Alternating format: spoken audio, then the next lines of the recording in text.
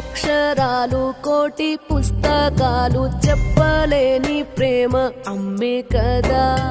అంతం లేని సొంతం పంతం లేని బంధం స్వార్థం లేని రూపం అమ్మే కదా.